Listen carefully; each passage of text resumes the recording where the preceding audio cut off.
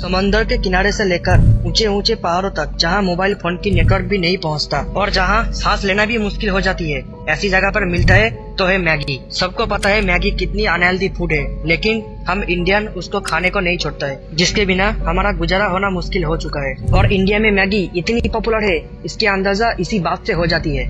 अगर आप गांव देहात के लोगों को किसी भी तरह का नूडल्स दिखाते हो तो वो लोग उसको मैगी करके ही पुकारता है। आपको याद होगा, कुछ साल पहले इंडिया में मैगी को पूरी तरह से बैन कर दिया गया था और इस कंपनी को 27,000 टन यानी कि 4 lakh crore packet Maggi destroy कर दिया गया था, क्योंकि इसमें कुछ ऐसे एलिमेंट पाए गए जिसके दौरान इंसानों को जानलेवा बीमारी हो सकता है। पर इसके बावजूद ये आज इंडिया में सबसे ज्यादा बिकने वाली मैगी बन चुका है। पर एक सवाल जरूर उठता है, मैगी कंपनी का पीछे का सक्सेस क्या है? क्यों इतना बड़ा क्राइसिस आने के बाद भी इसको खत्म नहीं कर पाया? ऐसी क्या वजह है? 2015 की वो सुबह शायद ही कोई भूला होगा, जब खबर आए मैगी के अंदर लेड और एमएसजी की मात्रा कई लेवल पर ज्यादा पाए गए और देखते ही देखते मैगी कंपनी को हर एक देश के अंदर बैन करने लगा था। एक ऐसा खाना जो हर घर का एक हिस्सा बन चुका था, वो अचानक से गायब हो गया। लोग हैरान था, छोटे दुकानदारों से लेकर बड़ी सुपरमार्केट तक सबकी स्टॉक खाली हो चुके थे। इस बैन का गहरा इतना असर था कि नेस्ले को 320 करोड़ मैगी रिटर्न मार्केट से मंगाना पड़ा और मैगी का मार्केट शेयर जो एक समय पे 75% हुआ करता था, वो एक ही झटके में 0 पे आ गया। वो नूडल्स जो देश के हर एक कोने पे एक अलग पहचान बनाई थी, वो अब सवालों के घेरे में आ चुके हैं। लेकिन हैरानी की बात यह है कि इतना बड़ा बैन लगने के बाद भी मैगी आज नंबर 1 पोजीशन पे आ चुका है।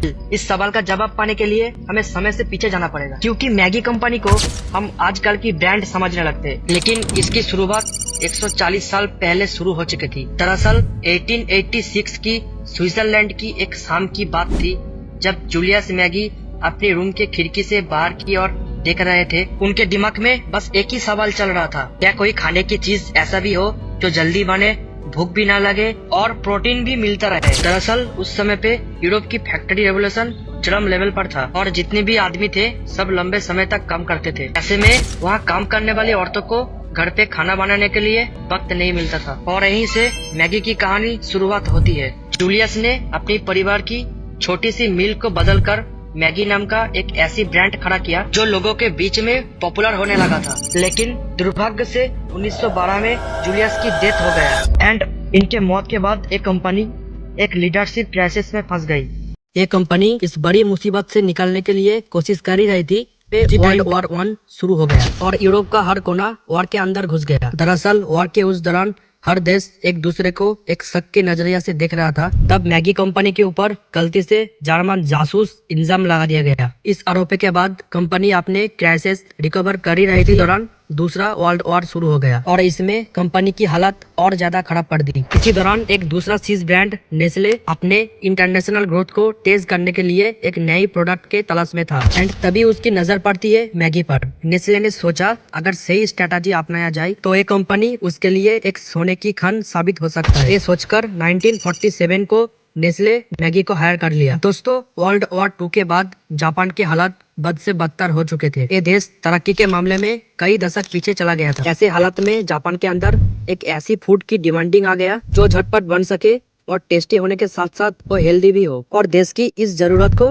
मोमोफोको एडो नाम का इस आदमी ने बखूबी पकड़ लिया और वो एक ऐसा प्रोडक्ट बनाने में कामयाब हो गए जिसे 2 से 3 मिनट के अंदर तैयार किया जा सकता था। प्रोडक्ट का नाम था इंस्टेंट नूडल्स। इसकी बदौलत 1958 को पूरी दुनिया ने पहली बार नूडल्स का स्वाद चखा था। जापान में शुरू हुआ इस नूडल्स ने पूरी दुनिया में तहलका मचा दिया था और नूडल्स यूरोप और पूरी दुनिया के साथ साथ अमेरिका जैसे देशों में भी पॉपुलर होने लगा था। नेस्ले इस चीज को बहुत ही क्लोजली ऑब्जर्व कर रहा था। उन्होंने सोचा अपने मैगी ब्रांड को इंस्टेंट नूडल की तरह ही मार्केट पे लॉन्च कर। लेकिन सवाल उठता है कौन सी मार्केट पर? इसके लिए नेस्ले ने इंडिया को चुना। जी हाँ, 1980s का वो भारत जिसके रसोई के अंदर दाल चावल राज करता था और इंस्टेंट नूडल्स खाना तो दूर की बात, लोगों ने इसके नाम तक नहीं सुना था। सवाल ये उठता है कि नेस्ले ने भारत को ही क्यों चुना, जापान को क्यों नहीं? दरअसल कई बार सही डिसीजन लेने के लिए कई मौके के साथ साथ सही टूल्स की भी जरूरत होती है। असल में दोस्तों, जापान में इंस्टेंट नूडल्स का मार्केट ऊंचाई पर तो था, लेकिन नेस्ले जैसे मार्केट वहां पर पहले ही मोनेटाइज बना चुके थे और नेस्ले को एक ऐसी मार्केट चाहिए थी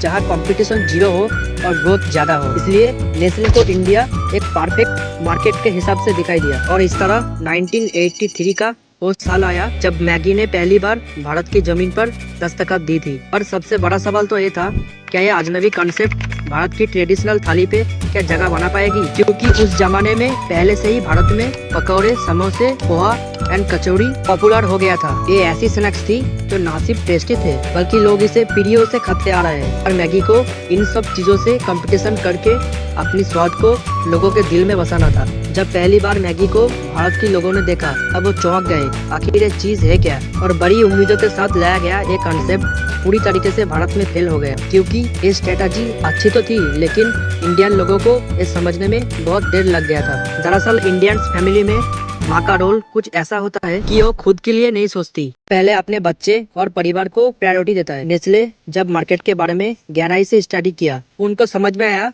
कि शाम के खाने के वक्त इंडिया में बहुत ही खास होता है। खासतौर पर स्कूल से लौटी हुई बच्ची शाम के टाइम पे कुछ ऐसी फूड खाना पसंद करता है जो जल्दी बन जाए, पेट भी भरे और स्वाद भी लाजवाब हो, क्योंकि पकौड़े और समोसे जैसे स्नैक्स बनाने में वक्त लगता था। दूसरी तरफ इंडियंस मदर्स की नजरों में चिप्स और बिस्किट सेहत के लिए खराब होते थे। ऐसे में नेस्ले को समझ में आया कि यही वो जगह है जहाँ मैगी को फिट कर सकते थे, और कंपनी माओ पर नहीं बच्चे पर फोकस करना शुरू कर दिया। और यही से शुरू हुआ मैगी का असली जादू। नेस्ले ने एक नई डेडलाइन तैयार किया जो था 2 मिनट नूडल्स। इसके बाद इंडियन मदर्स को यकीन दिलाया कि वो पकौड़ा और समोसों की बजाय नूडल्स बनाकर बच्चों को खिलाकर 2 मिनट आराम कर सकते थे। इस कंसेप्ट को पॉपुलर करने के लिए माँ और बच्चे का रिश्ता टीवी के अंदर बहुत ही खूबसूरत से पेश किया। इसी इमोशनल ब्रांडिंग के बाद धीरे धीरे करके मैगी ने इंडियन किचन में जगह बना लिया था। ये सफर यहीं पर रुकने वाला नहीं था, क्योंकि मैगी को अच्छी तरह से मालूम है इंडिया की ये मार्केट बहुत ही ज्यादा बड़ी है। अगर उन्हें हर इंडियंस की दिल जीतना है तो सिर्फ एडवर्टाइज से बात नहीं बनेगी, बल्कि मैगी के स्वाद को भी देसी बनाना होगा। और इसी चीज को ध्यान में रखकर मैगी के अंदर पहली बार इंडियन मसाले का टेस्ट ऐड किया। वैसे इस बात से आप भी तो एग्री करेंगे कि मार्केट में कितने भी इंस्टेंट नूडल्स क्यों ना हो, मैगी जितना टेस्ट कोई नहीं ला पाया। इसी शानदार टेस्ट की वजह से बच्चे ही नहीं बल्कि हर उम्र के लोगों को पसंद आने लगा था। स्कूल से लौटे थके हुए बच्चे हो या फिर देर रात तक पढ़ाई किया हुआ स्टूडेंट, मैगी सबकी पसंद बन चुकी थी। 2 मिनट पर बनने वाली इस टेस्टी नूडल्स का जादू अब पूरी दुनिया में छा गया था। पर इसके सामने एक ऐसी दिक्कत खड़ी हो गई जिसने इसकी ग्रोथ को पूरी तरीके से इम्पैक्ट कर दिया था। असल में हुआ है कि लोग बढ़ती इंटरनेट की वजह से मैगी के बारे में ज्यादा एजुकेट होने लगे थे। दरअसल धीरे धीरे लोगों के बीच में बात फैलने लगी कि मैगी अच्छी फूड नहीं है। ये वो दौर था जब लोग सेहत को लेकर ज्यादा सतर्क हो रहे थे। इस ट्रेंड का इम्पैक्ट मैगी कंपनी के ऊपर दिखने लगा था।